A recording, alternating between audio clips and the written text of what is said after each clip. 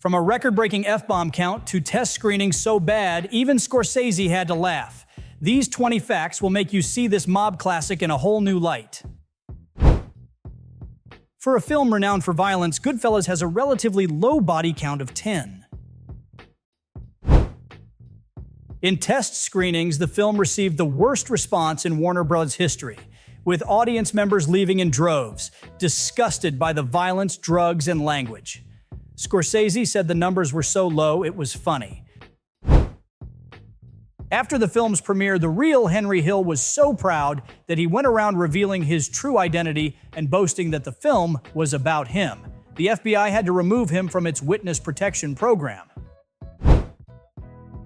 At the 1991 Oscars, Goodfellas was up against Kevin Costner's Dances with Wolves. Goodfellas only won one for Joe Pesci as Best Supporting Actor.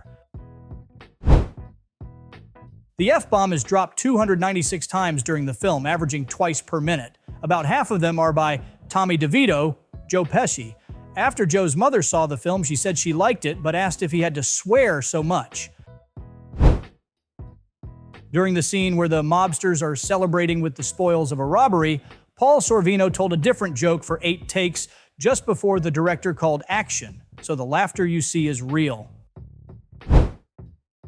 The dinner scene with Tommy's mother is largely improvised, including Tommy asking if he could borrow her butcher's knife and the paw-hoof debate. Robert De Niro's Jimmy Conway character is based on real-life mobster Jimmy Burke, aka Jimmy the Gent, or the Big Irishman. He was an ex-bricklayer believed to have orchestrated the $6 million Lufthansa heist in 1978, and then killed 10 of those who took part. To portray him, De Niro obsessively asked the real Henry Hill for details about the real Jimmy, how he held his cigarette, used a ketchup bottle, reacted to various situations. Scorsese originally intended to make Goodfellas 2 years earlier, but when funding for his pet project The Last Temptation of Christ finally materialized in 1987, he decided to shoot that and postpone the gangster flick. During recording of the film's narration, Liotta made the soundman sit directly in front of him in the studio so that he could tell the story to someone.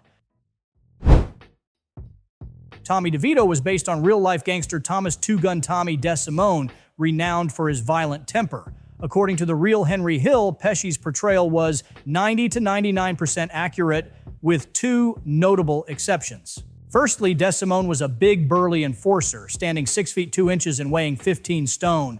Secondly, the film states that Tommy was shot in the face, so his mother couldn't give him an open casket funeral, but the real DeSimone's remains were never recovered. Scorsese's parents both appear in the film. His mother, Catherine, plays Tommy's mother during the dinner scene.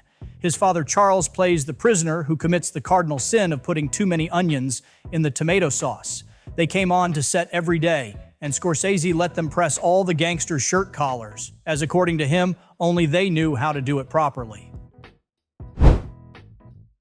Paul Sorvino nearly quit before filming, as he thought he'd ruin the film, as he considered himself a total pussycat and a softie.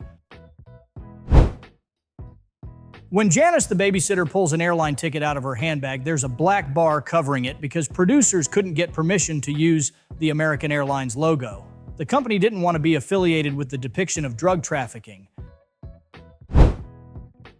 Frank Vincent is actually claustrophobic and had to overcome his phobia when playing Billy Bats to be shut in the car's boot. Scorsese wanted to depict the violence as cold, unfeeling, and horrible, but had to remove 10 frames of blood in order to ensure an R rating. Scorsese was wowed by Liotta's performance as a maniac ex-con in Something Wild, and immediately wanted to cast him as Henry Hill, but producer Irwin Winkler was unconvinced, claiming that he didn't have enough charm for the role. It took 8 months for Liotta to finally land the part. He wanted it so badly, he approached Winkler in a restaurant and asked for a minute alone in the bar to tell him why he thought he was perfect. Winkler called Scorsese the next day and told him to go ahead. Al Pacino was offered the role of Jimmy Conway, but turned it down due to fear of typecasting. Ironically, later that same year, he ended up playing a gangster, Big Boy Caprice, in Warren Beatty's Dick Tracy. He admits regretting the decision. Ray Liotta turned down the role of District Attorney Harvey Dent in Tim Burton's Batman to make Goodfellas. The Dent role went to Billy D. Williams, Lando Calrissian from The Empire Strikes Back. The final shot of Joe Pesci shooting at the camera is a nod to milestone 1903 Western short The Great Train Robbery, which ends with the bandit leader, played by Justice D. Barnes, shooting straight at the camera.